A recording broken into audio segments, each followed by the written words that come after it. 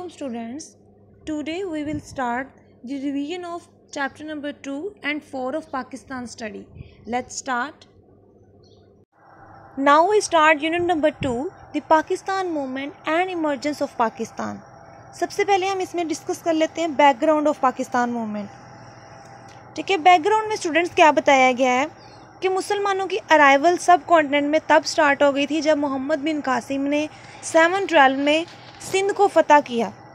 ठीक है, उन्होंने 712 में सिंध को फ़तह किया. उसके बाद मुसलमान जो है वो सब कॉन्टिनेंट में दाखिल होने लगे, वहाँ पर आने लग गए और पूरा एक मुगलिया दौर स्टार्ट हो गया. एक सल्तनत उनकी बन गई, वहाँ पर उनका बादशाही निज़ाम शुरू हो गया और सबसे पहले बादशाह थे बाबर. उसके बाद उनकी डेथ के बाद उनके सक्सेसर आते गए, उनके बेटे बनते गए और इस तरह पूरा एक राउंड अबाउट 900 ईयर्स सब कॉन्टिनेंट में मुसलमानों ने वहाँ पर मुगलिया दौर की हुकूमत रही है. ठीक है, फिर आहिस्ता आहिस्ता ये जो गवर्नमेंट थी, जो उनकी हुकूमत थी, ये जवाल का शिकार हो गई. ठीक है, decline started in Muslim rule. Decline started हो गई. क्या हुआ था तब कि औरंगज़ेब आलमगीर की डेथ के बाद ये सारा सिस्टम स्टार्ट हुआ. औरंगज़ेब आलमगीर तक उनका निज़ाम बड़ा अच्छा चल रहा था. ठीक है, उन्होंने बड़ा वो अपना सिस्टम चलाया हुआ था. फिर बाद में क्या था कि जो ईस्ट इंडिया कंपनी थी एक,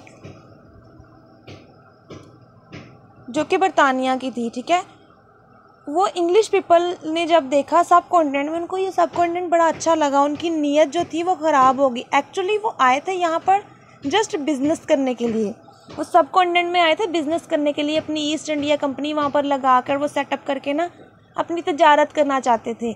लेकिन उन्होंने यहाँ आकर देखा तो उनकी नीयत ख़राब हो गई. उनका ये फिर हो गया कि हम इस पर कब्ज़ा ही कर लें. ठीक है, उन्होंने मुसलमानों के हिंदुओं के दरमियान ताल्लुकात को ख़राब करना शुरू कर दिया. ख़ुद अपनी जो इंटरफेरेंस थी वो ज़्यादा करना शुरू कर दी. और ऊपर से वैसे भी हमारी जो गवर्नमेंट थी उस वक़्त की, मुगलिया दौर जो था वो भी जवाल का शिकार हो रहा था. उस चीज़ का इन्होंने बहुत फ़ायदा उठाया अंग्रेज़ों ने और आहिस्ता आहिस्ता मुसलमानों की हुकूमत बिल्कुल ख़त्म हो गई वहाँ पर. और लास्ट जो बादशाह थे उस वक़्त बहादुर शाह ज़फ़र थे, जिनको बरतानिया ने उनको जेल में डाल दिया और उनकी वहीं पर डेथ हो गई और उनके ख़ानदान के साथ बहुत ज़्यादा जुल्म किया गया. ठीक है, मुसलमानों की इतनी बुरी हालत थी, मुसलमानों पर जुल्म किया जा रहा था, हर तरह से उनके साथ ज़्यादती हो रही थी. तो उस वक़्त भी शाह वली अल्लाह जो थे वो एक एज अ ग्रेट रिफॉर्मर आए. उन्होंने इस्लाम के लिए और मुसलमानों के लिए बहुत कुछ किया. फिर बाद में पॉलिटिकली बहुत से लोग जो थे, बहुत से बड़े बड़े लोग आए. उन्होंने मुसलमानों की खातिर उनको इस मतलब कि इन प्रॉब्लम से निकालने के लिए, एक अलहदा वतन हासिल करने के लिए उनके साथ बड़ा उनका बहुत साथ दिया. ठीक है, फिर बाद में आ जाते हैं सर सैयद अहमद ख़ान. जब सर सैयद अहमद ख़ान आए उस वक़्त मुसलमानों की हालत बहुत ज़्यादा बुरी हो गई हुई थी. उनको हर लिहाज से पीछे छोड़ दिया गया था. ना वो सियासत में हिस्सा ले सकते थे, ना वो गवर्नमेंट जॉब ले सकते थे, ना वो एजुकेशन हासिल कर सकते थे, ना वो अच्छे तरीके से रह सकते थे और ना ही वो अपने रिलीजन के अकॉर्डिंग अपनी लाइफ जो है स्पेंड कर सकते थे. क्योंकि अंग्रेज़ तो थे, अंग्रेज़ और हिंदू दोनों मुसलमानों पर जुल्म करते थे. ठीक है, हिंदू तो थे ही मुसलमानों के ख़िलाफ़, तो ऊपर से अंग्रेज़ आ गए, वो भी हिंदुओं के साथ मिलकर साजिश करते और मुसलमानों के ख़िलाफ़ जो है वो करते थे. फिर बाद में सर सैयद अहमद ख़ान आए. उन्होंने अपनी एक अलीगढ़ मूवमेंट दी, एक तहरीक चलाई जिसको अलीगढ़ मूवमेंट कहा जाता है. उनके मेन ऑब्जेक्ट क्या थे कि कॉन्फिडेंस डेवलप करना गवर्नमेंट और मुसलमानों के दरमियान. मुस्लिम जो थे वो बहुत ज़्यादा फेडअप हो चुके थे गवर्नमेंट से. ठीक है, तो वो चाहते थे कि इनके दरमियान एतमाद बहाल हो, इनके दरमियान जो है थोड़े से ताल्लुकात बेहतर हों. वो कहते थे जब तक हमारे उनके साथ ताल्लुकात बेहतर नहीं होंगे वो कभी भी हमें हमारे राइट्स नहीं देंगे, तो हमें उनके साथ थोड़े से अपने ताल्लुकात बेहतर करने पड़ेंगे. दूसरा, उस वक़्त के जो उलमा थे वो कहते थे कि इंग्लिश जो है वो बहुत गलत लैंग्वेज है, ये हमें इस्लाम के ख़िलाफ़ है. मतलब बहुत सी बातें की जाती थी इंग्लिश के बारे में. तो सर सैयद अहमद ख़ान ने कहा था कि जब तक आप इंग्लिश नहीं सीखोगे आप कभी भी अंग्रेज़ों का मुकाबला नहीं कर सकते. आप उनकी लैंग्वेज सीखो, लैंग्वेज सीखने में तो कोई इशू नहीं है. तो इसलिए उन्होंने कहा था कि मॉडर्न एजुकेशन हासिल करें, लर्न करें इंग्लिश को. और उन्होंने ये कहा था मुसलमानों को कि वो पॉलिटिक्स से बाज रहें, पॉलिटिक्स की तरफ ना आए। पॉलिटिशियन, क्योंकि अभी वो इतने स्ट्रॉन्ग नहीं है कि वो पॉलिटिशियन मतलब बन कर या पॉलिटिक्स की तरफ आकर अपने राइट्स ले सकते हैं, अभी उनमें इतनी एबिलिटी नहीं है। पहले वो एजुकेशन हासिल करें, इंग्लिश सीखें, उनके स्टैंडर्ड की तक आएँ, उसके बाद हम पॉलिटिक्स में हिस्सा लें ताकि अपने राइट्स को हासिल कर सकें। ठीक है, ये उनकी तहरीक है। उन्होंने बहुत से पॉइंट्स बताए हैं इसमें। उन्होंने मुसलमानों के लिए स्कूल बनाए, ठीक है, मुरादाबाद में एक स्कूल बनाया, फिर बाद में उस स्कूल को कॉलेज का नाम दे दिया गया, कॉलेज का दर्जा दे दिया 1875 में, और फिर वही कॉलेज जो है वो यूनिवर्सिटी बन गया जो कि अभी तक कायम है। इसके अलावा उन्होंने बहुत से रसाले लिखे। सर सैयद अहमद ख़ान ने मुसलमानों के लिए आवाज़ें उठाई, उन्होंने बहुत सी तहरीक चलाई ताकि मुसलमानों के राइट्स मिल सके। नेक्स्ट है पार्टीशन ऑफ बंगाल 1905। पार्टीशन हो गई थी बंगाल की। क्या हुआ था कि इन्होंने पार्टीशन कर दी थी आकर, लॉर्ड कर्जन थे, एक वायसराय थे, ठीक है, उन्होंने डिवाइड कर दिया था बंगाल को। ऐसा हुआ कि बंगाल के एक हिस्से में मुसलमान ज़्यादा थे और एक हिस्से में मुसलमान जो थे वो कम थे। मतलब एक हिस्से में हिंदुओं की अक्सरियत थी, हिंदू जो थे वो ज़्यादा थे, और दूसरे में वो थे मुसलमान, ठीक है। जब पार्टीशन कर दी तो मुस्लिम थोड़ा सा सेटिस्फाई हो गए, क्योंकि जिस हिस्से में मुस्लिम ज़्यादा थे उनकी अपनी वहाँ पर मोनोपोली थी, वो अपने तरीके से ज़िंदगी गुजारते थे, तो हिंदुओं को ये चीज़ अच्छी नहीं लगती थी। वो इन चीज़ों को पसंद नहीं आया उनको कि मुसलमान जो है वो एक जगह पर मुसलमान हंसी खुशी रह रहे हैं, ठीक है। क्योंकि हिंदुओं की वहाँ पर अजारादारी थी, ठीक है, वो उन्होंने पूरे बंगाल का सिस्टम संभाला हुआ था, मुसलमानों पर जुल्म करते थे, उनसे अपनी बातें मनवाते थे। लेकिन जब पार्टीशन हो गई तो उनकी मोनोपोली, उनकी इजारादारी कम हो गई, उनकी जो असर रसूख था वो भी कम हो गया। ये चीज़ हिंदुओं को पसंद नहीं आई, तो उन्होंने वो इस चीज़ से हैप्पी नहीं थे, उन्होंने इसको एक्सेप्ट करने से इनकार कर दिया, इसकी पार्टीशन को, बंगाल की। उन्होंने क्या किया कि इंग्लिश जो गुड्स थी वहाँ उनसे बायकॉट कर लिया, ठीक है, टैक्सेस की पेमेंट करने से इनकार कर दिया। इस तरह उन्होंने बहुत से ऐसे काम किए जिससे जो ब्रिटिश गवर्नमेंट थी वो मजबूर हो गई कि उन्होंने पार्टीशन जो की थी दोबारा से बंगाल को कंबाइन कर दिया, पार्टीशन को ख़त्म कर दिया गया और बंगाल को अगेन कंबाइन कर दिया गया, जो कि मुसलमानों के लिए एक बहुत ही ज़्यादा दुख वाली बात थी। फिर बाद में शिमला वफ्द, ठीक है, एक शिमला डिप्यूटेशन का मतलब था शिमला वफ्द, एक शिमला वफ्द किया गया 1 अक्टूबर 1906 को। मुस्लिम पॉलिटिकल डेलीगेशन जो था, सर आगा खान उसको लीड कर रहे थे, वो जो थे led by sir Aga Khan met lord Minto the viceroy of India as Shimla to demand a separate electorate for Muslim. उनकी डिमांड ये थी कि मुसलमानों को सेपरेट इलेक्टोरेट का हक दिया जाए। मुसलमानों के पास ये हक नहीं था, ठीक है, वो सियासत में हिस्सा नहीं ले सकते थे। तो ये पूरे के पूरे आई थिंक 10 to 11% थे, जिनके जो मेन लीडर थे वो सर आगा खान थे। उन्होंने एक पूरे का पूरा गिरोह वो गया उनके पास और उनसे ये डिमांड की कि हमें सेपरेट इलेक्टोरेट का हक जो है वो दिया जाए। उसके बाद जब उनकी ये बात नहीं मानी गई, ठीक है, पहले तो उनको कह दिया गया मुसलमानों को कि ठीक है, हम आपकी डिमांड जो वो पूरी कर देंगे, हम सेपरेट इलेक्टोरेट का हक दे देंगे। लेकिन बाद में उनकी इस बात को नहीं माना गया, तो फिर मुसलमानों को ज़रूरत पेश हुई कि हमारी एक अलहदा सियासी जमात होनी चाहिए। पहले सर सैयद अहमद ख़ान कहते थे कि मुसलमानों ने सियासत में हिस्सा नहीं लेना, ये उनके लिए बेटर नहीं है। लेकिन जैसे जैसे सर्कमस्टांसिस ख़राब होते गए, हालात और ख़राब होते गए, तो सर सैयद अहमद ख़ान को लगा कि नहीं, अब हमारी सियासी जमात होना ज़रूरी है, हमें सियासत में आना पड़ेगा, अदरवाइज़ हमें हमारे राइट्स नहीं मिलेंगे। तो फिर मुस्लिम लीग 1906 में इस्टेब्लिशमेंट ऑफ मुस्लिम लीग का क़याम हुआ 1906 में, ठीक है। मकसद क्या था?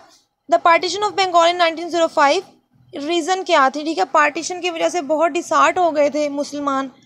पार्टीशन करने के बाद अगेन कंबाइन कर दिया, तो जिसकी वजह से इनको लगा कि नहीं, हमें अपनी एक अलग जमात बनानी है। ब्रिटिश का एटीट्यूड अच्छा नहीं था, जो एक रीज़न थी। सेंस ऑफ डेप्रीवेशन, मुसलमानों को एहसास कमतरी का शिकार हो गए थे, ठीक है, उनके राइट्स उनको नहीं मिल रहे थे, वो बहुत ज़्यादा डिप्रेस हो गए थे इस चीज़ से, तो उन्होंने अपनी अलहदा जमात बनाई। इसके अलावा मुस्लिम पॉलिटिकली मुसलमानों को इग्नोर किया जा रहा था। तो मेन ऑब्जेक्टिव क्या थे इसके? To develop feeling loyalty toward the British among the Muslim and remove the misunderstanding. और वो चाहते थे कि ब्रिटिश के और मुसलमानों के दरमियान जो मिसअंडरस्टैंडिंग्स हैं, जो गलत बातें हिंदुओं ने फैला दी हुई हैं, वो ख़त्म हो जाए, उनके दरमियान मिसअंडरस्टैंडिंग ख़त्म हो जाए।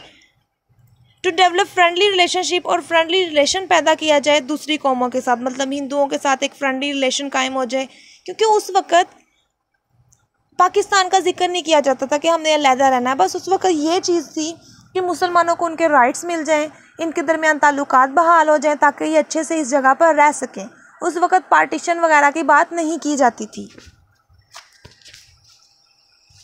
मिंटो मॉर्ले रिफॉर्म स्टूडेंट्स आपके सिलेबस में नहीं है। लखनऊ पैक्ट है, ठीक है। In 1916, Congress and Muslim League held a joint session at Lucknow to conclude agreement called Lucknow Pact। ठीक है, उस वक्त मुस्लिम लीग बन चुकी थी, फिर मुस्लिम लीग और कांग्रेस के दरमियान एक मुआहदा तय हुआ, ठीक है, जिसको लखनऊ पैक्ट कहते हैं। उसमें कुछ रूल्स एंड रेगुलेशंस थे, मतलब मुसलमानों के कुछ पॉइंट्स रखे, कुछ हिंदुओं ने पॉइंट्स रखे, तो दोनों के पॉइंट्स को मिलाकर एक पैक्ट बनाया गया जिसको लखनऊ पैक्ट कहते हैं। The government had already set his demand for the Minto Morley reform in 1906. Quaid-e-Azam came to known ambassador of Hindu-Muslim unity due to Lucknow pact. Lucknow pact में कायद-ए-आज़म उस वक़्त इन्वॉल्व हो चुके थे इस चीज़ में। वो चाहते थे कि मुसलमान और हिंदू जो है वो बड़े सगीर में इकट्ठे रहें, सब कॉन्टिनेंट में इकट्ठे मिलकर रहें। अगर हम वो, क्योंकि उस टाइम पे जो ब्रिटिश गवर्नमेंट थी, ठीक है, बरतानिया की जो गवर्नमेंट थी, उसने सब कॉन्टिनेंट पर आकर कब्ज़ा कर लिया था अपना, वहाँ पर कब्ज़ा जमाना शुरू कर दिया था, जिसकी वजह से हिंदू और मुस्लिम दोनों ही तंग थे, क्योंकि ब्रिटिश गवर्नमेंट जो थी वो ना तो मुसलमानों के साथ थी ना हिंदुओं के साथ, वो जस्ट अपना काम निकालने आई थी वहाँ पर। तो कायद-ए-आज़म ये चाहते थे कि मुस्लिम और हिंदू जो हैं वो अपनी लड़ाइयाँ ख़त्म करके कंबाइन होकर बरतानिया से मुकाबला करें, ताकि पहले हम इनको तो अपने एरिया से निकालें, बिकॉज़ वो उनका एरिया नहीं है, वो बाहर से आए थे। वो चाहते थे कि इनको पहले बाहर निकाला जाए, बाद में अपने प्रॉब्लम्स को सॉर्ट आउट किया जाए। इस तरह उन्होंने मुसलमानों और हिंदुओं को इकट्ठा किया और एक लखनऊ पैक्ट जो है वो तैयार किया। इसलिए उनको एम्बेसडर भी कहा जाता है हिंदू मुस्लिम यूनिटी का, क्योंकि उन्होंने मुसलमानों और हिंदुओं को इकट्ठा करने की बात की थी। फिर खिलाफत मूवमेंट पे आते हैं स्टूडेंट्स। 1919 में खिलाफत मूवमेंट हुई। कैसे हुआ ये कि फर्स्ट वर्ल्ड वॉर हुई थी उस वक़्त 1914 से वो स्टार्ट हो गई थी। उसमें टर्की जो था उसने जर्मनी का साथ दे दिया था। जर्मनी की वॉर थी बरतानिया के साथ, और भी काफ़ी कंट्री थे, लेकिन मेन लीड जो थी वो बरतानिया थी, ब्रिटिश थे। उनकी जंग थी जर्मनी के साथ, लेकिन जर्मनी का साथ टर्की ने दे दिया। और फाइनली क्या हुआ कि जर्मनी जो थी वो शिकस्त हो गई, वो जे जंग हार गई, ये वॉर लूज़ कर गई। तो जब बरतानिया जीत गया, ब्रिटिश को फिर ये टेंशन मसला था, ये उनको गुस्सा था कि हमारा जो है हमारे ख़िलाफ़ टर्की ने जर्मनी का साथ दिया। उन्होंने क्या किया कि टर्की की जो एरियाज़ थे वहाँ पर कब्ज़ा कर लिया, ठीक है। तो उस वक़्त के दौर में सल्तनत उस्मानिया थी, ठीक है, ऑटोमन एम्पायर था उस दौर में। हमारे जो मुक़द्दस चीज़ें थी, हमारे खाना काबा, बैतुल मुक़द्दस, जो बड़ी बड़ी हमारी रिलीजियस प्लेसेस थी ना, वो उस वक़्त उनके अंडर होती थी। सल्तनत उस्मानिया जिसको बोलते हैं, ऑटोमन एम्पायर, ठीक है, वो हम मुसलमानों की सारे मुक़द्दस मकामात की हिफाजत करते थे, उनके अंडर थे। ये आप सल्लम के दौर से ही चलता आ रहा था, ये उनके अंडर थी ये चीज़ें, सल्तनत उस्मानिया के अंदर। ये तो सऊदी अरेबिया के पास अब आई हैं ये चीज़ें, पहले इनके पास नहीं थी। तो ये सारी चीज़ें, ये सब कुछ उनसे ले लिया गया। उनको मतलब कि बरतानिया उनसे अपनी दुश्मनी निकाल रहा था। तो उस वक़्त फिर मुसलमान, बरसगीर के मुसलमानों ने टर्की के साथ खड़े हो गए कि नहीं, ये तो हमारे मतलब मजहबी मकामात की हिफाजत करते हैं, हमारी रिलीजियस प्लेसेस की हिफाजत करते हैं। वो रिलीजियसली उनके साथ बहुत अटैचमेंट थी, तो इसलिए उन्होंने टर्की का साथ दिया। उसके ख़िलाफ़ उनके साथ एक तहरीक खिलाफत चलाई, जिसके पॉइंट्स क्या थे टर्किश खिलाफत शुड रिमेन इंटैक्ट, कि तुर्कों की जो खिलाफत है वो रहनी चाहिए, वो कायम रहनी चाहिए, वो ख़त्म नहीं करनी। दूसरा था holy places of the Muslim should remain the protection of Turk, कि तुर्कों के पास ही होली प्लेसेस मुसलमानों की रहें, ये किसी और के पास नहीं जाएंगी। The Turkish boundaries should not be change, और तुर्कों की जो बाउंड्री है जो टर्की की वो भी चेंज नहीं होगी, वो उतनी की उतनी ही रहेगी। ये पॉइंट्स थे तहरीक खिलाफत में। नेक्स्ट है स्टूडेंट हिजरात मूवमेंट। हिजरात मूवमेंट भी ऐसी तहरीक थी, ठीक है। सम उलमा issued fatwa that subcontinent was darul harb and it was not permissible for Muslim to remain under the British rule. उन्होंने कहा था कि यहाँ पर तो ब्रिटिश रूल स्टार्ट हो गया है और मुसलमानों के लिए यहाँ रहना ठीक नहीं है, हमारे रिलीजियस को ख़तरा है। उलमा ये कहते थे कि यहाँ पर रहना हमारे इस्लाम के लिए ख़तरा है, ये तो इंग्लिश सिखाएंगे हमें और हम इनकी बातों में आकर हम अपने इस्लाम से पीछे भी हट सकते हैं। मतलब उनको ये चीज़ सही नहीं लगती थी, वो कहते थे ये दारुल इस्लाम नहीं है बल्कि दारुल हरब है। तो क्या हुआ था, बहुत से मुसलमान family, thousand of Muslim family sold their properties and migrated to Afghanistan. वो अफगानिस्तान चले गए। Afghanistan did not allow them entry and force them to retrain their country. तो अफगानिस्तान ने क्या किया कि उन्होंने कहा कि उन्होंने मुसलमानों को अपनी कंट्री में आने से मना कर दिया। उन्होंने कहा कि आप अपने मुल्क में ही रहें, हमने आपको अपने कंट्री में नहीं आने देना। When these ruined Muslim come back, they had nothing except the tail of their way, ठीक है। तो क्या हुआ, एक तो वो अपनी सारी प्रॉपर्टी सेल करके अफगानिस्तान चले गए, अफगानिस्तान ने उनको अपने कंट्री में रखा नहीं, उनको वापस भेज दिया, फिर वो बिल्कुल तबाह बर्बाद हो गए थे। ओब्वियसली बात, उनके पास कुछ नहीं था, कोई चीज़ नहीं थी, तो उनके पास अपनी दुख भरी कहानियाँ सुनाने के बाद और कोई चीज़ नहीं थी।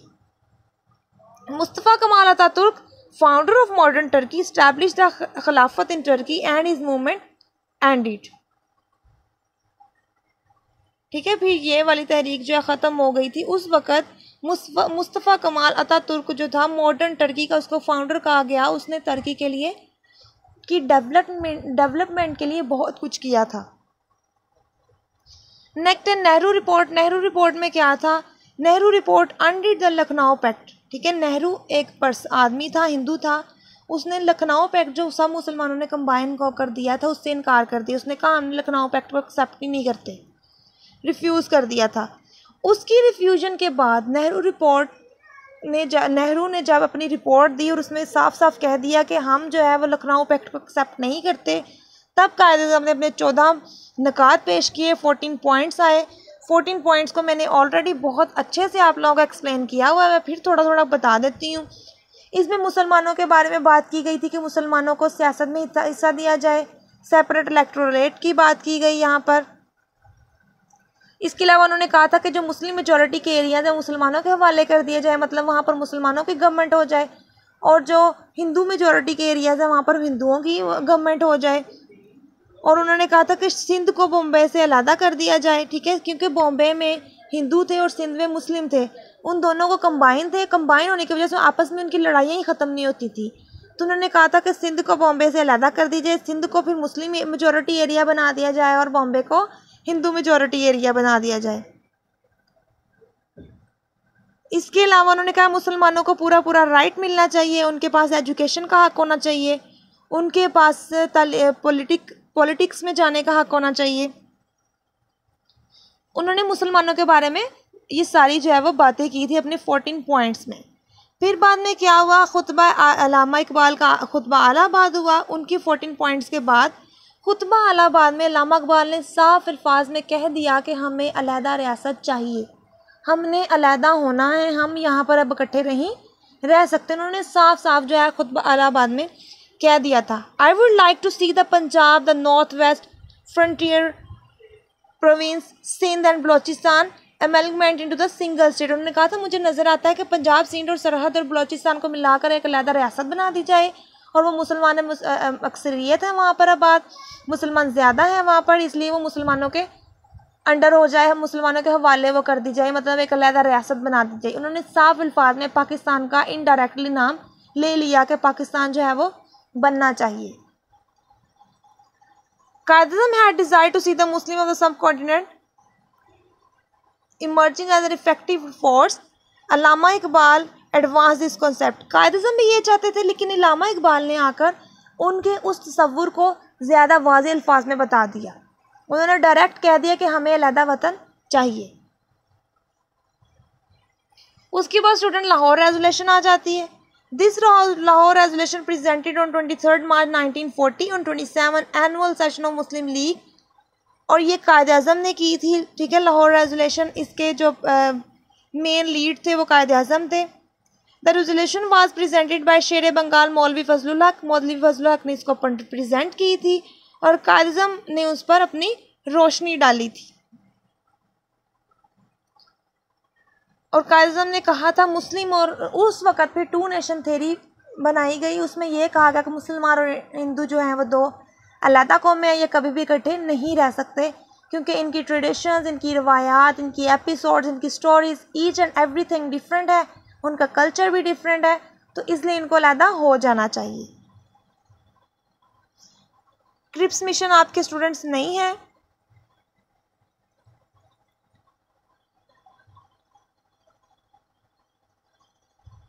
फिर नेक्स्ट आता है 3 जून प्लान 1947। 3 जून 1947 के प्लान में क्या था स्टूडेंट, कि फाइनली सब कॉन्टिनेंट की पार्टीशन पर बात आ गई, ठीक है। सब मान के, मतलब बरतानिया जो था उसने भी इस चीज़ को एक्सेप्ट कर लिया कि मुस्लिम और हिंदू जो है वो नहीं रह सकते कभी भी इकट्ठे, तो इनको अलहदा कर देना चाहिए। तो 1947 का जो प्लान था उसमें यही था कि पार्टीशन की बात हो गई, ये अनाउंस हो गया कि सब कॉन्टिनेंट को सेपरेट कर दिया जाए, 2 उसके पार्ट्स कर दिए जाएं, एक मुसलमानों के लिए और एक हिंदुओं के लिए। फिर बाद में the Indian independent bill 1947 to execute the 3 June plan, the British government pass the Indian independent bill 16 July 1947 where India was divided into 2 state, Pakistan and India, कि एक बिल पास हो गया था कि पाकिस्तान और इंडिया को 2 हिस्सों में तकसीम कर दिया जाएगा। फिर रेड क्लिफ अवार्ड, इसमें क्या था, for demarcation of the boundaries of Punjab and Bengal, 2 boundaries commission were constituted under the joint chairmanship of sir Cyril Radcliffe. जो साइरल रेडक्लिफ थे उनके अंडर ये बात थी कि वो जो स्टेट्स हैं कौन सी मुसलमानों को मिले कौन सी इंडिया को मिले, इस चीज़ का जो है वो फैसला वो करेंगे, ठीक है। और for the demarcation of Punjab mister justice Mohammad Munir and mister justice Din Mohammad represented Pakistan, Pakistan को रिप्रेजेंट कर रहे थे ये 2 लोग। और इसके अलावा महमद चंद महाजन और मिस्टर जस्टिस तीजा सिंह ये इंडिया को रिप्रेजेंट कर रहे थे एज अ जज, और मतलब कोर्ट वगैरह के तौर पर ना, मतलब रिप्रेजेंटेटर थे उनके लिए। तो फिर क्या हुआ स्टूडेंट्स कि बिल्कुल सही था हर चीज़ के एक ही तरह से कि डिवाइड हो जाना है, डिवाइड कर दिए गए। कश्मीर मुसलमानों को दे दिया गया, बहुत से ऐसे ही वो वाले मेजॉरिटी एरिया जहाँ मुसलमान ज़्यादा हैं वो मुसलमानों के हवाले कर दिए गए, और जहाँ इंडिया के लोग ज़्यादा थे वो हिंदुओं को के हवाले कर दिए गए। इंडिया जो कश्मीर था वो मुसलमानों के, पाकिस्तान के अंडर था, मुसलमानों के साथ वो मिलना चाहते थे, इल्हाक करना चाहते थे, लेकिन इंडिया जो थी उनकी नीयत ठीक नहीं थी, वो चाहते ही नहीं थी कश्मीर जो है वो पाकिस्तान के साथ जाए। इसलिए उन्होंने कुछ ऐसा किया जिसकी वजह से इतने प्रॉब्लम्स क्रिएट हुए जो कि अभी तक जारी हैं। वो हम नेक्स्ट फर्दर एक्सप्लेन करूँगी, मैं नेक्स्ट फर्दर डिस्कस करेंगे। Dawn of independence, the concept of independence है great significance for the nation. किसी भी कौम के लिए ऑब्वियसली बात है, जब वो आज़ाद होती है एक नया उनमें उनके अंदर जोश एक खुशी होती है कि हम आज़ाद हैं। Pakistan came into being an independent state of 14 August 1947 to 27 रमज़ान उल मुबारक। Quaid-e-Azam Mohammad Ali Jinnah was the first governor general of Pakistan. फिर नेक्स्ट आ जाता है रोल, कि कायद-ए-आज़म का क्या किरदार था, उन्होंने क्या किरदार अदा किया पाकिस्तान को बनाने में, पाकिस्तान को स्टेबल करने में। तो ये वही चीज़ें जो हमने बार बार रिपीट की हैं, उन्होंने 14 पॉइंट्स किए, ठीक है। इसके अलावा मुस्लिम हिंदू एम्बेसडर कहा जाता है, लखनऊ पैक्ट में उन्होंने अपना जो बात कही वो इसमें एक पॉइंट है, ठीक है। मुस्लिम लीग का क़याम था कि मुस्लिम लीग में उन्होंने बहुत अहम किरदार अदा किया, वो मुस्लिम लीग के लिए, मुसलमानों के लिए बहुत काम किया। इसके अलावा स्टूडेंट्स एक कॉन्फ्रेंस हुई थी लंदन में 1930 to 1932 में। कायद-ए-आज़म ने उसको अटेंड किया, उस कॉन्फ्रेंस को। These conference ended without any result, बगैर किसी रिजल्ट के वो एंड हो गई थी। उस कॉन्फ्रेंस में भी कायद आज़म ने मुसलमानों के राइट्स के बारे में ही बात की थी। और इसके अलावा स्टूडेंट्स 1945 और 46, 1945 और 46 में जो इंतखाबात हुए, जो इलेक्शंस हुए थे, उसमें ये क्लियर बात हो गई थी कि मुस्लिम लीग जो थे वो मुसलमान चाहते हैं। Muslim League was the only representative of Muslim of the whole India, because Muslim League को बहुत ज़्यादा, जितने भी मुस्लिम थे उन सब ने मुस्लिम लीग को वोट दिए थे। तो इससे जाहिर हो गया था कि मुसलमान भी चाहते हैं कि हमें एक अलहदा वतन हासिल हो। मुसलमानों ने 100% कामयाबी हासिल की थी, सक्सेस हासिल की थी, और एक बहुत बड़ी सक्सेस थी, और ये सिर्फ कायद आज़म की लीडरशिप की वजह से ही मिली थी।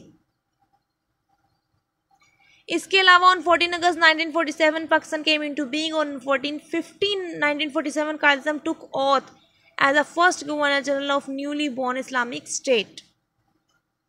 नेक्स्ट आ जाती हैं अर्ली प्रॉब्लम्स। अर्ली प्रॉब्लम्स में क्या आता है स्टूडेंट्स? रेड क्लिफ अवार्ड, कि जब पार्टीशन की गई, एरियाज़ डिवाइड किए गए, तब भी मुसलमानों के साथ बहुत ज़्यादा इनजस्टिस से काम लिया गया।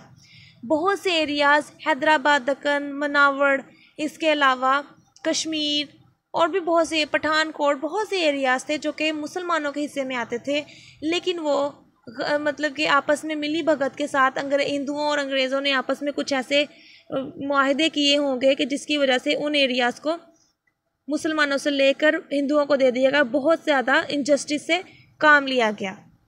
वो जो पार्टीशन थी वो बिल्कुल भी इंसाफ से नहीं की गई थी। नेक्स्ट है सेटलमेंट ऑफ माइग्रेंट्स। अब आप देखें कि पाकिस्तान जब बन गया, ठीक है, तो इंडिया से बहुत से लोग यहाँ पर अपने माल वगैरह सब कुछ छोड़ आए थे, बिकॉज इतना ज़्यादा उस वक़्त प्रेशर था, इतनी टेंशन थी, क्योंकि उस वक़्त मर्डर किया जा रहा था उनके साथ ज़्यादतियाँ की जा रही थी, अगवा कर लिया जाता था, उनकी लड़कियों औरतों को अगवा कर लिया जाता था, मर्दों को कत्ल कर दिया जाता था। उस वक़्त उनको बस यही थी कि हमारी अपनी जान बच जाए, ठीक है। उनको अपने सामान की, साज़ो सामान की फ़िक्र नहीं थी, बिल्कुल वो खाली हाथ पाकिस्तान में एंटर हुए थे। अब आप देखें कि न्यूली बॉर्न है, और इतने वो स्ट्रॉन्ग भी नहीं था पाकिस्तान, इतना स्ट्रॉन्ग भी नहीं था, फाइनेंशियली भी इतना स्ट्रॉन्ग नहीं था, पॉलिटिकली भी इतना स्ट्रॉन्ग नहीं था, और इतने ज़्यादा लोगों को एक जगह पर इकट्ठा करना और उनको खाना मुहैया करना, उनके रहने के लिए एक अलग जगह प्रोवाइड करना इतना आसान काम नहीं था, जो कि कायद आज़म ने किया, और ये बहुत मुश्किल काम था। बहुत से महाजर जो थे वो वहाँ से यहाँ आए, और इसके अलावा इतने ज़्यादा लोग होने की वजह से वहाँ पर एक बहुत सी बीमारियाँ फैल गई, बहुत से लोगों की डेथ भी हो गई, और ये बहुत इवेंचुअली एक बहुत ही मुश्किल और डिफ़िकल्ट लम्हा था किसी भी रियासत के लिए। इस तरह के प्रॉब्लम्स जो हमें फ़ेस करनी पड़ी, हमारे पाकिस्तान को फ़ेस करनी पड़ी, ये इतना आसान काम नहीं था। वहाँ पर कैंप लगाए गए, खाने के लिए चीज़ें प्रोवाइड करनी पड़ी, अमदाद लेनी पड़ी बहुत से लोगों से।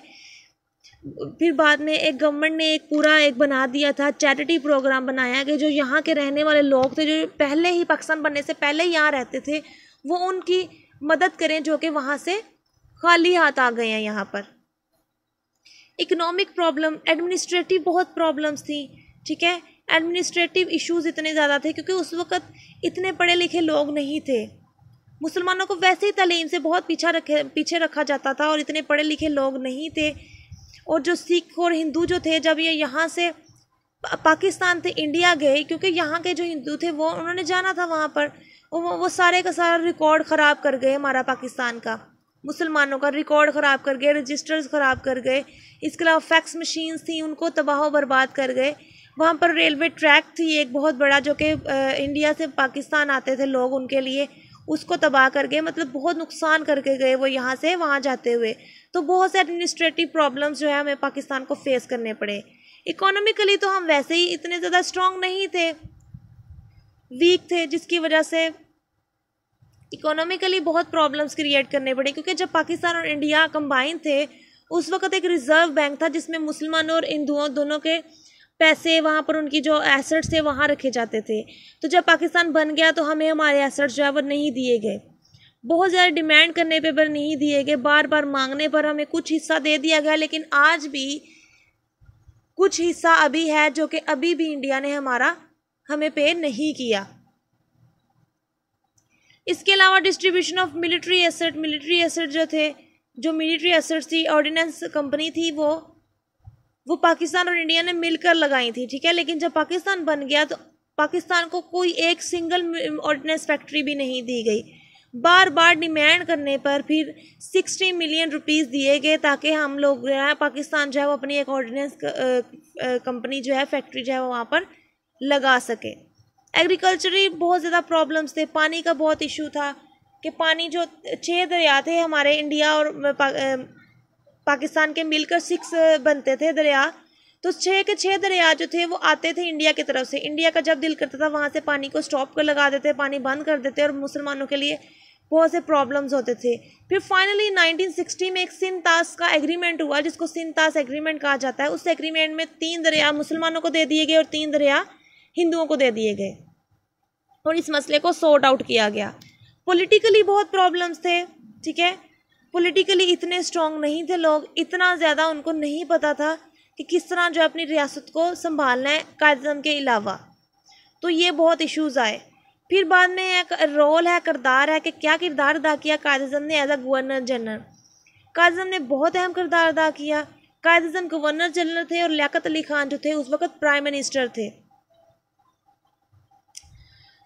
और उस वक्त कॉन्स्टिट्यूशन कोई तैयार नहीं था, कोई आयन तैयार नहीं हुआ। तो 1935 के एक्ट को अमेंडमेंट करके एज एन कॉन्स्टिट्यूशन अपने मुल्क में चलाना पड़ा, ठीक है। ये बहुत फिर बाद में उनकी लीडरशिप क्वालिटीज़ की वजह से पाकिस्तान इस काबिल हो गया कि अपने पाँव पर खड़ा हो गया। प्रॉब्लम्स बहुत आई शुरू में, हर तरह की, जो कि हम पहले डिस्कस कर चुके हैं। बहुत से इश्यूज थे, उनको सॉर्ट आउट किया। Pakistan secretariat was establish, Pakistan का एक सेक्रेटेरिएट इस्टेब्लिश किया गया गवर्नमेंट ऑफिशियल्स के लिए। इसके अलावा head quarter of army, navy and air force, एक आर्मी बनाई गई ताकि पाकिस्तान, क्योंकि उस वक्त पाकिस्तान को बहुत ज़्यादा ख़तरा था। इंडिया के लोग ये कहते थे कि पाकिस्तान तो इतना वीक कंट्री है, इतना स्ट्रॉन्ग है, और वैसे भी उन्होंने मुसलमानों को वीक करने की बहुत कोशिश की। हर तरह से उन्होंने हरबे इस्तेमाल किए कि पाकिस्तान स्टेबल ना रह सके। वो यही कहते थे कि पाकिस्तान तो इतना गरीब सा मुल्क है, कुछ दिन चलेगा, बाद में दोबारा इन्होंने इकट्ठे, हम इन पर कब्ज़ा करके इकट्ठे मिल जाएंगे। लेकिन कायद-ए-आज़म ने क्या, कायद-ए-आज़म जो थे वो बहुत ज़्यादा ज़हीन इंसान थे, उनको पता था हिंदुओं की चालों का। उन्होंने ऐसा हरबा उनका नाकाम साबित किया। एयरफोर्स बनाई, नेवी बनाई मुसलमान पाकिस्तान की हिफाजत के लिए, ठीक है। ऑर्डिनेंस फैक्ट्री का सेटअप किया वहाँ पर, एक अपना जो हथियार बनाने का। ऑर्डिनेंस फैक्ट्री वो होती है जहाँ पर असला वगैरह बनता है, ठीक है, बॉम्ब वगैरह और ये पिस्टल वगैरह जिनको असला बोलते हैं वो बनता है, वो बनाई। इसके अलावा उन्होंने Pakistan become member of UN under the dynamic leader of Quaid-e-Azam, Quaid-e-Azam के लीडर के अंडर हम यूएन के मेंबर बन गए। लेकिन फाइनली क्या था, कायद-ए-आज़म इतनी ज़्यादा मेहनत करते वो बीमार हो गए थे, जिसकी वजह से उनकी डेथ हो गई finally, and put in heart soul for the betterment of Pakistan. Next है objective resolution. Students, objective resolution का मकसद ये था कि जब कायद-ए-आज़म की डेथ हो गई, ठीक है, उस वक़्त कोई भी आयन, कोई भी कॉन्स्टिट्यूशन नहीं था पाकिस्तान के पास जिसके अकॉर्डिंग हम अपना निज़ाम जो था, हमारी कंट्री का निज़ाम चलाया जा सकता। क्योंकि हर मुल्क का, हर कंट्री का एक कॉन्स्टिट्यूशन होता है, एक आयन बना होता है जिसमें रूल्स रेगुलेशन हर चीज़ बताई गई होती है कि हमने अपनी कंट्री में ये चीज़ें अप्लाई करनी है, ये चीज़ें हमारे लिए अच्छी हैं, ये नहीं है, ये हराम है, ये हलाल है। मतलब इस तरह आपने सारे के सारे वहाँ पर पॉइंट्स लिखने होते हैं। लेकिन ऐसा कोई कॉन्स्टिट्यूशन था नहीं। कायद-ए-आज़म की डेथ हो गई, उसके बाद सारी की सारी जिम्मेदारी लियाकत अली ख़ान के कंधों पर आ पड़ी, उनने संभालना पड़ा सारे जो सिस्टम था। तो फिर क्या किया, उस टाइम इतनी जल्दी कॉन्स्टिट्यूशन नहीं बन सकता था, उन्होंने खुद से पॉइंट्स इकट्ठे करके एक करारदाद मंजूर की थी। क्योंकि उस टाइम में 2 लोग थे, एक लिबरलिज्म को फॉलो करने वाले थे, एक उलमा कराम थे। उलमा कराम कहते थे कि हमें ऐसा इंस्टीट्यूशन कायम करना चाहिए, कॉन्स्टिट्यूशन जो कि इस्लाम के अकॉर्डिंग हो। लेकिन लिबरलिज्म जो लोग थे वो इस चीज़ को नहीं मानते थे। वो कहते थे कि जो सा मज़हब जो इंसान अपनाना चाहे वो अपना सकता है, फ्री आज़ादी होनी चाहिए। लेकिन उलमा कहते थे कि हमने पाकिस्तान इसी मकसद से हासिल किया था कि हम इस्लाम के अकॉर्डिंग जो है अपनी लाइफ स्पेंड करें। तो फिर जब मकसद ही ये था तो फिर हम क्यों ऐसा बनाए आइन। तो लियाकत अली ख़ान जो थे वो साइड पर थे उलमा कराम के। उन्होंने फिर आयन बनाया जिसको रेजोल्यूशन, आयन नहीं मतलब एक करारदाद पेश कर दी जिसको ऑब्जेक्टिव रेजोल्यूशन कहा गया, जिसमें मुख्तलिफ ऑब्जेक्टिव्स हैं। सोवरेनिटी ऑफ अल्लाह आलमाइटी की सारी जो ताकत है, पावर है, अल्लाह के पास है। इसके अलावा फॉलो इस्लामिक रूल में है कि इस्लामिक रूल्स के अकॉर्डिंग हमें अपना कंट्री जो है वो कंट्री का निज़ाम संभालना चाहिए। हमारा वे ऑफ लाइफ इस्लामिक होना चाहिए। प्रोटेक्शन माइनॉरिटीज़ जो है अक़लियत है उनके तहफ़्फ़ुज़ की पूरी उनको तहफ़्फ़ुज़ की आज़ादी होनी चाहिए। उनके तहफ़्फ़ुज़ जो है हकूक़ है उनको तहफ़्फ़ुज़ किया जाना चाहिए। सबको फंडामेंटल राइट्स मिले, चाहे वो हिंदू हो चाहे वो मुस्लिम हो, लेकिन पाकिस्तान के रहने वाले सबको राइट्स इक्वल मिले, बुनियादी हकूक़। फेडरल फॉर्म ऑफ गवर्नमेंट हो, डेवलपमेंट बैकवर्ड एरिया की डेवलपमेंट करनी है। इंडिपेंडेंस ऑफ जुडिशरी कि जो अदलिया है उसको मुकम्मल आज़ादी हो अपने फ़ैसलों में। Urdu as a national language, Urdu के एक नेशनल लैंग्वेज के तौर पर कहा गया।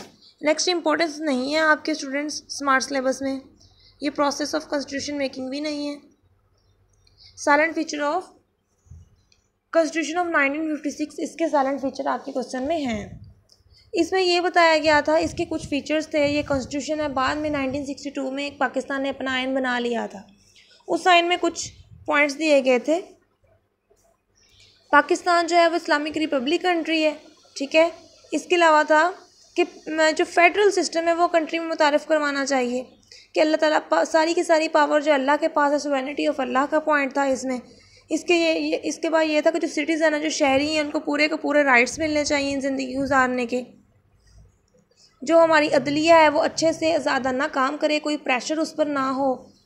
और दूसरा था कि उर्दू और बंगाली जो थी उसको as a national language declare कर दिया गया और इसको रिटन फॉर्म में प्रिपेयर किया गया था। नेक्स्ट स्टूडेंट आपके एरा था अयूब खान का 1958 टू 1969 में, ठीक है। उसमें बताया गया कि ऐसी क्या कॉजेज़ थी मार्शल लॉ लगाने की ना। मार्शल लॉ क्या होता है स्टूडेंट्स कि जब मुल्क की इतनी बुरी हालत हो जाए कि फाइनली आर्मी को मजबूरन कंट्री के जो सिस्टम है संभालना पड़े, ठीक है। जिस तरह के फॉर एग्जांपल आजकल आप देख लें, ठीक है, कि गवर्नमेंट से नहीं संभाला जा रहा जो है पूरे का पूरा कंट्री, तो क्या है फ़ौज जो है वो आर्मी आ रही है एरियाज़ में, फैसलाबाद ये वो इस जगह पर, और वो सारा सिस्टम संभाली। हालांकि आर्मी का काम है जस्ट मुल्क की हिफाजत करना, मुल्क को संभालना उसका काम नहीं है, लेकिन उसको मजबूरन ये काम करना पड़े किसी रीज़न की वजह से, उसको कंट्री के सारे सिस्टम को खुद संभालना पड़े, उसको मार्शल लॉ कहते हैं, ठीक है। जितनी देर वो लगता है फिर उसको कहते हैं ये मार्शल लॉ का एरा था कि जिसमें फ़ौज ने कंट्री को आके संभाला था। आजकल मार्शल लॉ नहीं है, लेकिन थोड़ी सी सिचुएशन वैसी हो रही है कि हर बात पे फ़ौज को जो है वो अंदर घुसा लिया जाता है अपने मामलात में। तो लैक ऑफ पॉलिटिकल लीडरशिप सबसे पहला पॉइंट था कि जो पॉलिटिकल लीडरशिप थी ना उसकी बहुत कमी थी। उनमें इतनी मतलब जो वहाँ उस वक़्त के प्रेसिडेंट वगैरह थे उनमें इतनी पावर नहीं थी। कायज़ मोहम्मद अली जिन्ना और लियाकत अली ख़ान के बाद कोई भी ऐसा हुक्मरान नहीं आया जिसने पाकिस्तान के मुस्तकबिल के लिए सोचा हो, ठीक है। तो इसलिए कोई भी अच्छा वहाँ पर लीडरशिप भी अच्छी नहीं थी जो वहाँ पर थे। डिले इलेक्शन डिले हो जा रहे थे, इलेक्शन डिले हो रहे थे जिसकी वजह से प्रेसिडेंट और प्राइम मिनिस्टर चुने ही नहीं गए। इलेक्शन होते तो चुने जाते ना।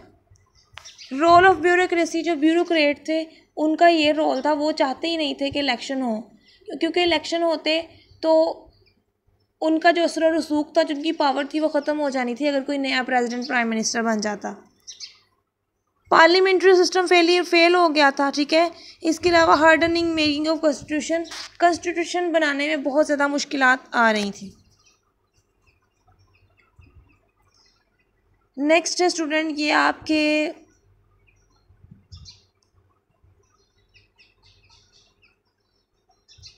ये कट है। नेक्स्ट है पाकिस्तान इंडिया वॉर 1965। अब हम पढ़ते हैं हिंदू पाक जंग 1965। स्टूडेंट्स ये मैंने आपको डिटेल में बताया हुआ है, ठीक है, कि इनकी जंग हुई थी, किस रीज़न की वजह से हुई थी। रीज़न क्या हुई थी, बहुत सी रीजंस थी। एक पानी का मसला था, बहुत ज़्यादा प्रॉब्लम क्रिएट कर रहे थे इंडिया वाले। दूसरा कश्मीर का मसला था, रियासतों का मसला था। इसके अलावा छोटी मोटी और बहुत से प्रॉब्लम्स थे जिसकी वजह से इनके दरमियान आपस में छोटी छोटी बात पर लड़ाई होती रहती थी। तो फिर क्या हुआ कि इंडिया ने अचानक हमला कर दिया लाहौर पे। एट अ टाइम उसने हमला किया लाहौर पे सबसे पहले, ठीक है। लाहौर पे हमला किया तो हमारे जो फ़ौज थे उसने बड़े बहादुरी से मुकाबला किया और उसको उस हमले को रोका। उसके बाद उन्होंने हमला कर दिया सियालकोट पे, ठीक है। सियालकोट के अलावा कश्मीर पे, इन 3 जगहों पर उन्होंने हमला किया था एट अ टाइम, वक्फे से। तो बहुत क्रिटिकल सिचुएशन थी, बिकॉज हमारे जो थे उस वक्त न्यू इतना पाकिस्तान इतना मतलब डेवलप नहीं था, इतना तरक्की याफ्ता नहीं था हमारे पास इतना। ये अब जो हम एटमी पावर बन चुके हैं, तब इतनी एटमी पावर भी नहीं थी, लेकिन फिर भी हम वो जंग जीत गए थे क्योंकि हमारे जो आर्मी ऑफिसर्स थे उन्होंने बहुत अच्छे से उस जंग का मुकाबला किया था। इसमें मेन इवेंट ऑफ 1960 वॉर यही कि क्या रीज़न हुई थी, किस वजह से, ये मैंने आपको बता दी है, ठीक है। तो बहुत से लोग शहीद हुए, बहुत से हमारे फ़ौजी शहीद हुए, उनको निशाने हैदर दिया गया। इसके अलावा एम आलम थे, ठीक है, उन्होंने ये रिकॉर्ड कायम किया था कि एट अ टाइम उन्होंने 6 के 6 जहाज़ जो थे इंडिया के एक ही वक्त में एक ही फायर में सारे के सारे उड़ा दिए थे। मतलब ये रिकॉर्ड है जो कि अभी तक कोई तोड़ नहीं सका। इसके अलावा पाकिस्तान की अवाम ने आर्मी का बहुत साथ दिया। एक आम पर्सन भी जंग के लिए चले गए थे लोग, यहाँ से अवाम गली मोहल्लों के लोग भी जंग करने के लिए चले गए जब उनको पता लगा कि इंडिया ने पाकिस्तान पर हमला कर दिया है। मतलब लोगों में इतना जोश, इतना जज्बा था, इतनी पैट्रियटिज्म थी अपने कंट्री के लिए। तो इम्पैक्ट क्या हुआ था इस वॉर का? इम्पैक्ट ये हुए थे कि फाइनली पूरी दुनिया को पता लग गया था कि पाकिस्तान में भी एक पावर है, पाकिस्तान इतनी जल्दी ख़त्म होने वाला नहीं है। लोग दंग रह गए थे। मतलब अमेरिका जो था उसने फाइनली ये कहा था कि अगर पाकिस्तान की अवाम, मतलब पाकिस्तान की फ़ौज हो, मेरे पास आर्मी हो उस तरह के लोगों की, और मैं अपने असले वगैरह यूज़ करूं, ठीक है, तो मैं पूरी दुनिया पर हुकूमत कर सकता हूं। कि हमारे जो कंट्री के लोग हैं उनमें इतनी ज़्यादा पैट्रियटिज्म है अपने मुल्क के लिए, वो अपनी जान कुर्बान करने के लिए भी राज़ी हो जाते हैं, डरते नहीं हैं। तो ये चीज़ बहुत देखी गई। पूरे की पूरी कौम, जब पूरी नेशन यूनाइटेड हो गई एक छोटे से बात पर, मतलब एक हमले पर, कि इंडिया ने हम पर हमला कर दिया है, हर चीज़ अपने डिफरेंसेस को छोड़ के उन्होंने पूरे सब ने मुल्क के लिए लड़ना शुरू कर दिया। तो इस चीज़ ने पूरी दुनिया पर बहुत गहरा असर डाला कि पाकिस्तान इतनी जल्दी मिटने वाला नहीं है। नेक्स्ट स्टूडेंट, आपके ये सारे आप लोगों के टॉपिक्स जो हैं वो स्किप है स्मार्ट सिलेबस में। नेक्स्ट आ जाता है separation of east Pakistan and emergence of Bangladesh. तो ये चीज़ भी डिटेल में हमने डिस्कस की हुई है कि 3 तरह की उस वक़्त पार्टीज़ थी उस दौर में। जो भुट्टो थे, ठीक है, जुल्फ़िकार अली भुट्टो उस वक़्त फ़ॉरेन मिनिस्टर थे, ठीक है। फ़ॉरेन मिनिस्ट्री से उन्होंने इस्तीफ़ा देकर रिज़ाइन करके ख़ुद अपनी एक पार्टी बना ली थी, PPP, पाकिस्तान पीपल्स पार्टी। एक ये पार्टी थी, एक जमायत उलमा इस्लाम, एक ये पार्टी थी, और एक शेख मुजीबुर रहमान की पार्टी थी। ये 3 लोग थे जिनकी पार्टीज़ थी। इन्होंने इनके उस वक़्त जो बांग्लादेश था, इस टाइम जो अलहदा मुल्क बन चुका है, वो भी पाकिस्तान का हिस्सा था। लेकिन होता क्या था कि मशरक़ी पाकिस्तान एक तरफ था, ईस्ट पाकिस्तान एक तरफ, सेंटर में आ जाता इंडिया था, और वेस्ट पाकिस्तान इंडिया के दूसरी तरफ था। तो आपस में कम्युनिकेशंस के बहुत प्रॉब्लम्स होते थे। उस साइड पर जो इस टाइम बांग्लादेश है, बांग्लादेश में शेख मुजीबुर रहमान की गवर्नमेंट थी ज़्यादातर, ठीक है। और जो हमारे वाला एरिया है जो पाकिस्तान है, अब इधर थे जुल्फ़िकार अली भुट्टो को लोग ज़्यादा जो है वो पावर मतलब समझते थे। जब इलेक्शन हुए तो इस जगह पर जुल्फ़िकार अली भुट्टो विन कर गए और बांग्लादेश में मुजीबुर रहमान विन कर गए। तो लेकिन ज़्यादा सीट जो थी वो शेख मुजीबुर रहमान की थी हर लिहाज से। जुल्फ़िकार अली भुट्टो जो वो चाहते नहीं थी, वो चाहते थे कि मेरी गवर्नमेंट हो। इवन के शेख मुजीबुर रहमान का राइट था गवर्नमेंटों को, वो ज़्यादा सीट्स विन कर गए थे। तो इनके आपस में लड़ाइयाँ शुरू हो गई। इसके अलावा जो इंडिया था, जब उसने देखा ये आपस में लड़ रहे हैं, उसने और ज़्यादा इनकी लड़ाई को परवान चढ़ाया, मतलब और ज़्यादा इनके दरमियान हेट्स क्रिएट करने लग गए, ठीक है। तो इसकी वजह से क्या हुआ, एंड ये हुआ कि फाइनली जुल्फ़िकार अली भुट्टो ने कहा कि ठीक है आप अपना एरिया संभालें, हम अपना एरिया संभाल लेते हैं, और मुजीबुर रहमान अपना इलाका लेके अलहदा हो गया, एक अलहदा कंट्री बन गया, और हमारा एक अलहदा हो गया, अलहदा कंट्री बन गया। तो ये रीज़न थी इनके अलहदा होने की। अगर इसी तरह कर लेते, हर एक को बस अपनी पावर की थी कि मैं प्रेसिडेंट या प्राइम मिनिस्टर बन जाऊं, किसी ने भी पाकिस्तान के फ्यूचर के बारे में नहीं सोचा। अगर मिलकर फैसला किया जाता तो मे भी आज बांग्लादेश हमारे पाकिस्तान का ही हिस्सा होता। नेक्स्ट कॉजेज़ है सेपरेशन की, जियोग्राफिकल डिस्टेंस। ठीक है, मैंने आपको बता दिया कि जियोग्राफिकल डिस्टेंस था बहुत ज़्यादा, दरमियान में इंडिया आता था, जिसकी वजह से कम्युनिकेशन प्रॉब्लम्स बहुत ज़्यादा थी। Impact of Hindu on the trade and service. ठीक है, हिंदुओं के बहुत ज़्यादा असरात थे। इकोनॉमिक बैकवर्डनेस ऐसे थे कि ये वाला जो पाकिस्तान है ये ज़्यादा डेवलप था और बांग्लादेश इतना डेवलप नहीं था। तो लोगों में अजीब सा एक हिंदुओं ने उनके दरमियान ना नफ़रत पैदा कर दी कि वो अपने आप को तरक्की याफ्ता कर रहे हैं लेकिन आप पर जो है वो कोई तवज्जो नहीं दे रहे। तो उनके दरमियान हम इस पाकिस्तान के ख़िलाफ़ जो है वो नफ़रत पैदा होने लग गई थी, और उन्होंने फिर फाइनली कह दिया कि हमने आज़ाद होना है, हमें अलहदा करें। उनकी अवाम ने खुद ही कहना शुरू कर दिया। रोल ऑफ हिंदू टीचर्स, वही हिंदू टीचर्स का क्या किरदार था। लैंग्वेज इश्यूज़ थे कि उर्दू यहाँ पर थी, वहाँ पर बंगाली बोली जाती थी, तो ये इश्यूज़ बहुत क्रिएट होते थे। प्रॉब्लम और representative ratio, Indian interference, 6 point of Sheikh Mujibur Rahman. ठीक है, ये सारे इसके पॉइंट्स थे। नेक्स्ट आ जाती है एक्सरसाइज। तो बच्चे ये आप लोगों ने कर लेनी है खुद से, ये आपको पता है, मैंने सारा चैप्टर जो है वो रिवाइज कर दिया है, MCQs आप कर सकते हो। नेक्स्ट है फिलिंग दी ब्लैंक है, कॉलम है, शॉर्ट क्वेश्चंस है।